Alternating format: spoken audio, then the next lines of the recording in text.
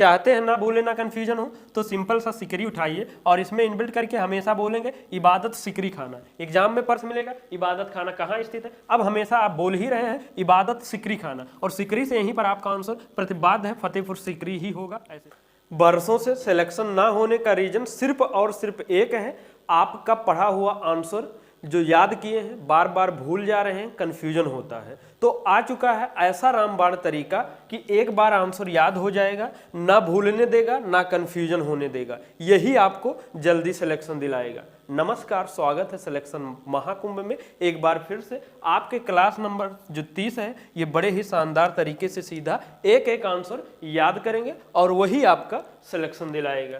पहला प्रश्न है खारदुंग ला दर्रा भारत के किस राज्य में स्थित है, तो इसका सही आंसर क्या है, लद्दाख है। अब देखिए हमारा उद्देश्य पूरा क्लास का यही है कि आंसर याद कराना। अब कोई भी चीज लद्दाख में है तो हर उसके लिए यहाँ पर आप सीधा सिंपल सा दाख उठाएंगे और उसमें इनबिल्ट करके आप हमेशा के लिए वो नया नाम देंगे और बार बार वही बोलेंगे। अब इसको क्या बोलेंगे आप, खारदुंग दाख ला दर्रा। देखिए ऑड ये भी वैसे लग रहा है, खारदुंग ला दर्रा। अब आपको क्या बोलना है, खारदुंग दाख ला दर्रा। और जब यही आपके दिमाग में हमेशा सेट हो जाएगा कि क्या है खारदुंग दाख ला दर्रा, तो यहीं से आपका आंसर दाख से लद्दाख के लिए प्रतिबाद्ध करेगा, जो ना भूले देगा ना कंफ्यूज होने देगा। तो ये अब नहीं ध्यान रख के क्या है आप सीधा ये रखेंगे। अब जैसे कुछ महत्वपूर्ण जो हिमाचल प्रदेश में है दर्रा, इंपॉर्टेंट, बार बार याद करते हैं कंफ्यूजन, हर एक में हिमाचल प्रदेश के लिए हिम जोड़ देंगे और बार बार वही बोलेंगे। जैसे ये पहले क्या है, रोहतांग दर्रा है, बाड़ा लाचा दर्रा है और सिप कीला दर्रा है, लेकिन हमने इसमें हिम हिम जोड़ के बार बार क्या बोलेंगे, रोह हिम तांग दर्रा, बाड़ा हिम लाचा दर्रा, सिप हिम कीला दर्रा।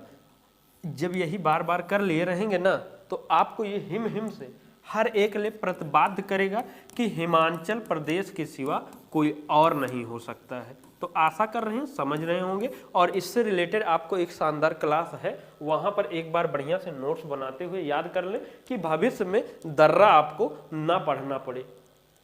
अकबर द्वारा निर्मित इबादत खाना कहाँ स्थित है, तो इसका सही आंसर क्या है, फतेहपुर सिकरी है। अब देखिए इबादत खाना जहां है, अब क्या करेंगे, सिकरी में है तो सिंपल सा सीकरी उठा लीजिए और इसमें इन्बिल्ट करके क्या बोलोगे, इबादत सीकरी खाना। अब ये इबादत खाना नहीं रहा, क्या रहा, इबादत सीकरी खाना। अब ऐसा कैसे क्या, अब देखिए अगर आपसे हम कहें फतेहपुर आप बोलिए, तो फतेहपुर जब आप बोलेंगे तो क्या आपके दिमाग में इसी के साथ में नहीं निकल रहा है कि फतेहपुर सिकरी है। जैसे लखीमपुर बोला जाए तो क्या निकलता है, लखीमपुर खीरी निकलता है। यही चीज यहां पर इनबिल्ट कराया जाता है कि जो ये इबादत खाना या जो कुछ भी है अलग से याद करते हैं कंफ्यूजन होता है। इन्हीं सब की तरह जब जोड़ के वही बोले रहेंगे ना तो ये बोलत में जैसे ये निकलता है ऐसे सब यहां भी निकलेगा। तो अब क्या बोलना है, इबादत सीकरी खाना। क्या बोलेंगे, इबादत सीकरी खाना, और जब यही बार बार बोले रहेंगे सीकरी से फतेहपुर सीकरी हो जाएगा। अब जैसे बुलंद दरवाजा कहाँ है, ये भी फतेहपुर सीकरी है, तो क्या बोलेंगे, बुलंद सीकरी दरवाजा, बार बार यही बोलना है। जैसे शेख सलीम चिश्ती की दरगाह कहाँ है, बहुत कंफ्यूजन, सीकरी में है, तो आप क्या बोलोगे, शेख सलीम सीकरी चिश्ती की दरगाह, यही फ्लो में बोले रहिए। जैसे शेख सलीम चिश्ती की दरगाह, ऐसे ही दरगाह ही निकलता होगा, कुछ और नहीं निकलता होगा कि मस्जिद है मकबरा है क्या, क्यों, क्योंकि बार बार हम लोग फ्लो में शेख सलीम चिश्ती की दरगाह ही बोलते हैं। तो अब क्या बोलना है, सीकरी की दरगाह। आशा करते हैं जो हम आपको बताना चाह रहे हैं वो आप सब तक पहुंच चुका होगा। और ये जो फतेहपुर सीकरी है कहाँ पर है, ये आगरा में है, और आगरा कहाँ है, उत्तर प्रदेश में है। चीनी यात्री वेनसांग समकालीन थे। अब देखिए अगर आपके ये प्रश्न बन जाए क्या कि वेनसांग कौन सा यात्री कहाँ से आया हुआ था, तो मैक्सिमम देखेंगे पुर्तगाल लिखा हो, चीनी हो और कुछ भी हो, तो कहीं ना कहीं आंसर ये निकलने की पॉसिबिलिटी रहेगा कि चीनी यात्री अर्थात चीन का ही होगा। क्यों होगा ऐसा, क्योंकि जब जब जहाँ जहाँ हम पढ़े हैं, क्या ही पढ़े हैं, चीनी यात्री वेनसांग। क्या पढ़े हैं, चीनी यात्री वेनसांग। अगर लेकिन यही अलग से याद किए होते कि वेनसांग कहाँ का यात्री था, चीनी था, तब कंफ्यूजन होता। वही सब ये कोई ध्यान नहीं दे रहा है और हम ये इस पर रिसर्च करके हमने ऐसा फॉलो करके सिलेक्शन लिया है, वही चाहते हैं कि ये आप सब तक पहुँचे, आप भी फॉलो करें और भूलें और कन्फ्यूजन की समस्या खत्म हो जाए। और जिस दिन ये खत्म हुआ सिलेक्शन आप तक कोई नहीं रोक पाएगा। तो अब ये क्या है, किसके समकालीन थे, ये भी याद हो ही जाता है, हर्षवर्धन। क्यों? क्योंकि चीनी यात्री ह्वेनसांग, हा से ह्वेनसांग हो जाता है, हा से हर्षवर्धन, और रिलेट करके इतना हम सभी को याद हो जाता है।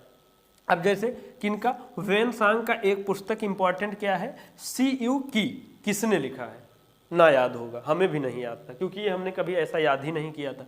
तो अब ये किसने लिखा है, ह्वेनसांग ने लिखा है। तो अब इस पुस्तक का नाम ही क्या हो गया है, अब जहां भी हो क्रॉस करके अब क्या लिखोगे अपने लिए सिलेक्शन के लिए, क्या लिखोगे, CU वैन की। जो CU की थी क्या था, CU वैन की, वैन, तो वैन से क्या हो जाएगा, ह्वेनसांग हो जाएगा। या इसका एक और नाम दिया जाता है record of the western countries. तो यहाँ पर भी वैन जोड़ लेंगे और बार बार वही बोलेंगे। तो अब थोड़ा स्पीड फास्ट करते हैं, आशा कर रहे हैं समझ गए होंगे। और निम्नलिखित में से किस खेल में वॉल्टिंग टेबल का प्रयोग किया जाता है, तो सही आंसर क्या है, जिम्नास्टिक है। तो जो जिससे संबंधित है, जैसे जिम्नास्टिक संबंधित कोई शब्द है, कोई ट्रॉफी है, कप है, कुछ भी याद करना है जिम से रिलेटेड, जिम उठा लीजिए, शब्द ट्रॉफी हर एक में जिम जोड़ जोड़ के बार बार वही बोलेंगे। जैसे क्या हो गया, vaulting gym table, vaulting table क्या है, वॉल्टिंग जिम टेबल है भाई। तो यहीं से आंसर बांध के रखेगा, कंफ्यूज नहीं होने देगा। और जैसे वॉलीबॉल संबंधित कोई याद करना हो, बॉली उठा लो, वॉली उठा लो, क्रिकेट के लिए क्रिक उठा लो या केट उठा लो, और बार बार वही जोड़ के बोलिए, ठीक। तो एरोजिम्बिक्स और हैंड्स जिम प्रिंग, तो ये सब संबंधित किससे है, अगर यही शब्द दे दिया जाए कि एरोजिम्बिक्स किससे संबंधित है, तो कहीं ना कहीं भाई ये हिंट कर रहा है ना कि जिम से संबंधित है, बस हो गया ना आंसर। दिए गए विकल्पों में से रनिंग एंड चेजिंग किस खेल से या किस खेल की विशेषता है, तो आप देखेंगे गोताखोरी में भाई कोई रनिंग कर रहा है और उसका कोई पीछा कर रहा है, चेजिंग अर्थ वही होता है, ऐसा तो है नहीं गोताखोरी में, भाई वो ढूंढने जाता है, पीछा थोड़ी नहीं करने जाता है। गोल्फ, खो खो, तो अगर देखा जाए तो मेन आंसर सही क्या बन रहा है, खो खो में ही आपको वो पीछा किया जाता है। तो अब देखिए कहीं ना कहीं तो ऐसे याद हो जाता है, और जो ना याद होता है या कोई भी है तो ऐसे जोड़ के बोलेंगे, क्या running and kho kho chasing बोलेंगे, क्या running and kho kho chasing किसकी विशेषता है, लो हो गया ऑलरेडी ये बैठा हुआ आंसर। अब जैसे क्रॉस लेन हुआ, पोल और डाइव, पोल डाइव किससे संबंधित है, तो खो खो जोड़ के क्रॉस खो खोलेन बोलेंगे, क्या क्रॉस खो खोलेन बोलेंगे, और पोल खो खोडाइन बोलेंगे, और यही बार बार आप बोलते रहेंगे और बोलते रहेंगे तो सिलेक्शन लेते रहेंगे। निम्नलिखित में से कौन सा राष्ट्रीय उद्यान कर्नाटक में नहीं है। अब जो भाई बंधु वो अपना कौन सा राष्ट्रीय उद्यान वाला क्लास देखे होंगे, एक बार नोट्स बनाए होंगे और बढ़िया से अच्छे से याद कर लिए होंगे, आज तक नहीं भूले होंगे ना अगले भविष्य में कभी भूलेंगे।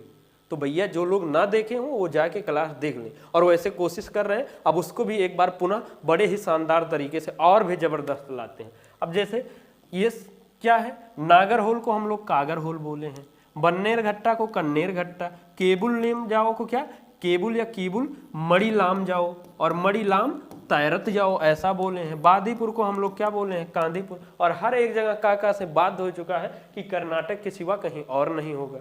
अब बताए कंफ्यूजन होगा। अब कुछ भाई बंधु कहेंगे का से क्या होता है, केरल भी होता है, तो यहाँ हमने कहा के से उच्चारण तो नहीं किया है, ओनली का से किया है ना, तो का से कर्नाटक ही होगा, ठीक। अगर इसमें कंफ्यूजन होता है तो भैया कर्नाटक के लिए दूसरा तरीका है, नाटक उठाई के इसमें जोड़ दीजिए, जैसे नागर नाटक होल, क्या नागर नाटक होल। लेकिन जिन भाई बंधु को ये याद है उसको ऐसा कुछ नहीं करेंगे, वही फॉलो करेंगे, ठीक। कागर होल, कन्नेर घट्टा, कांदीपुर, और का से कर्नाटक हो जाएगा। कीबुल मड़ी, तो मड़ी से ये कहाँ है, मणिपुर में है, अर्थात इस प्रश्न के अकॉर्डिंग आंसर क्या होगा, कीबुल या केबुल मड़ी जाओ। लेकिन हमने क्या बोला था, कीबुल मड़ी लाम तैरत जाओ ऐसा बोल दिया था, क्योंकि ये विश्व का एकमात्र तैरता हुआ राष्ट्रीय उद्यान भी है, तो उसी में तय करके रखो तो आंसर ना बोलिए। तो ये समझ गए होंगे।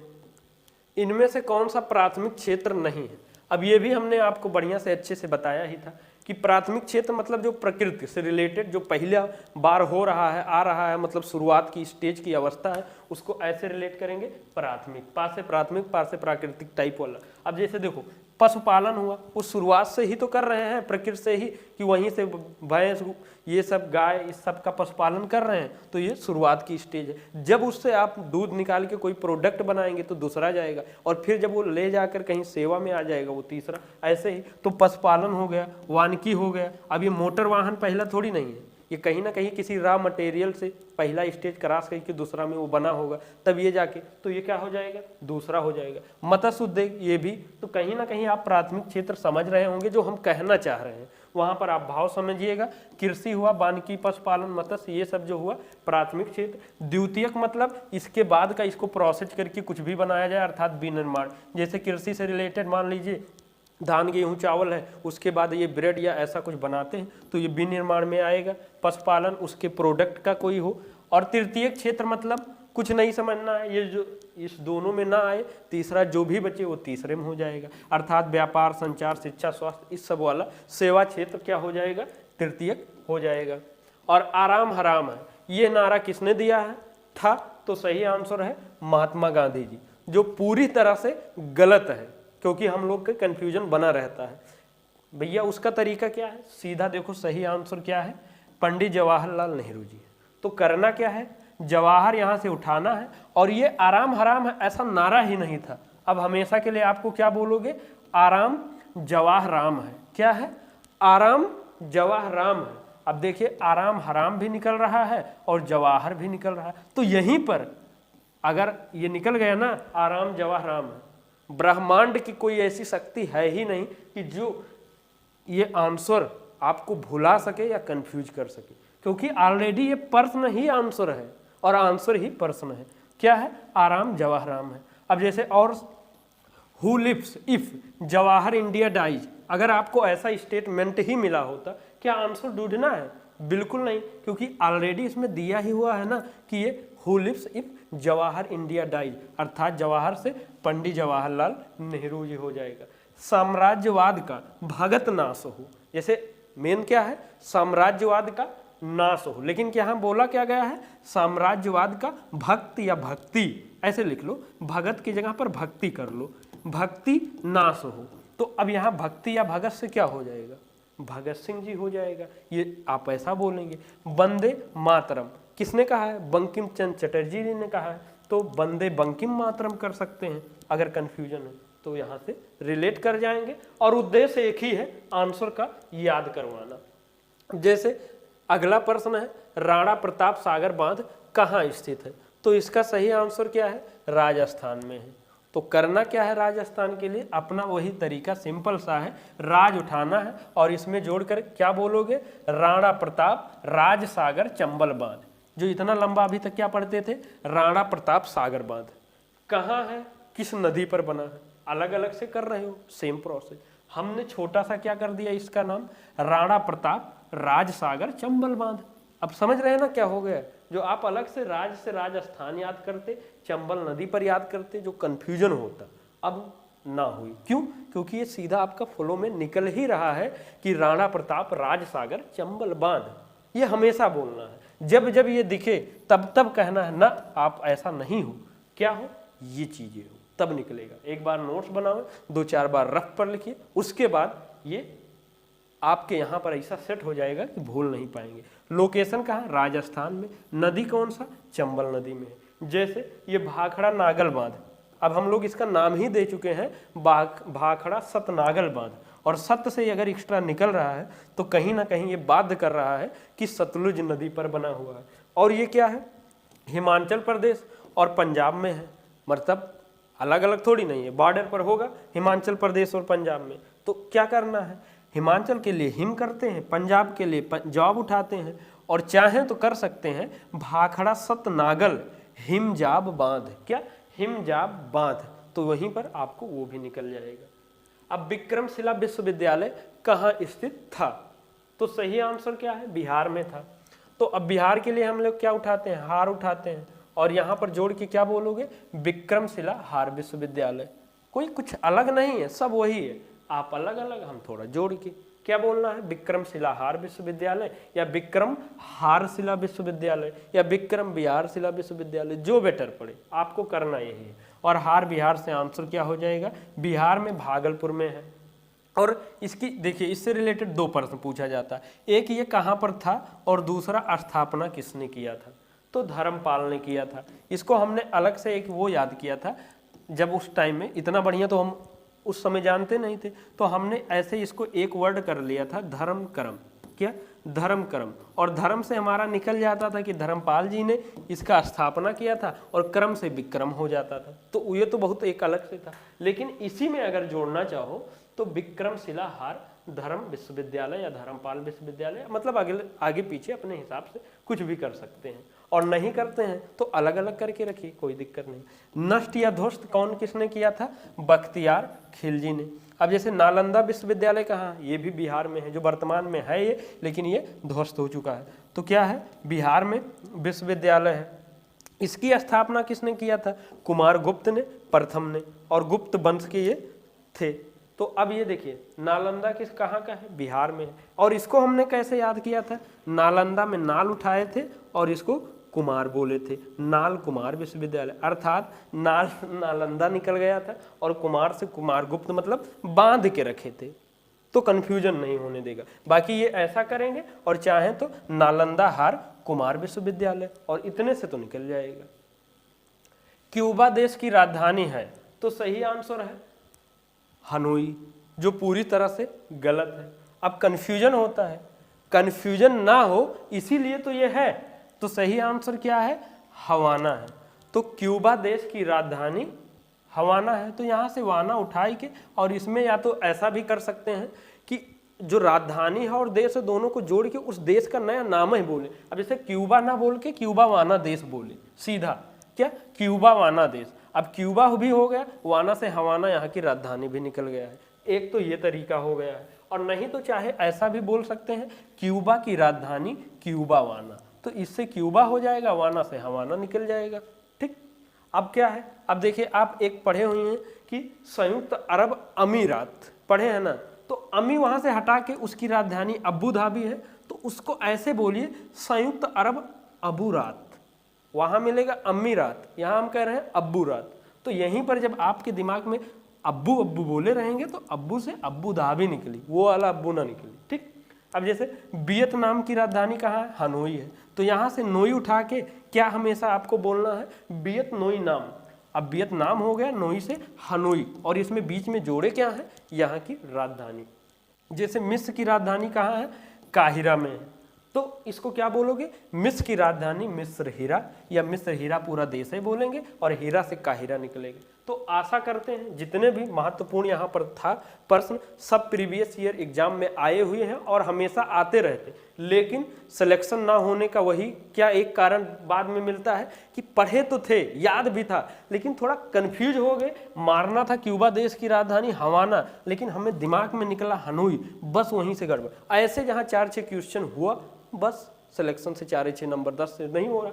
तो लेकिन जब यहाँ पर बधा हुआ रहेगा आंसर, तो कभी कंफ्यूजन नहीं होने देगा। तो आशा कर रहे हैं समझ रहे होंगे। कोई भी आप सुविधा के लिए यहाँ पीडीएफ कोर्स संबंधित आप संपर्क कर सकते हैं, नंबर दिया गया है, कोनो भी समस्या। और लाइक शेयर कमेंट में जरूर बताएं आपको कैसे क्लास की ज़रूरत है, क्या चाहिए, और उसके बाद जरूर करें।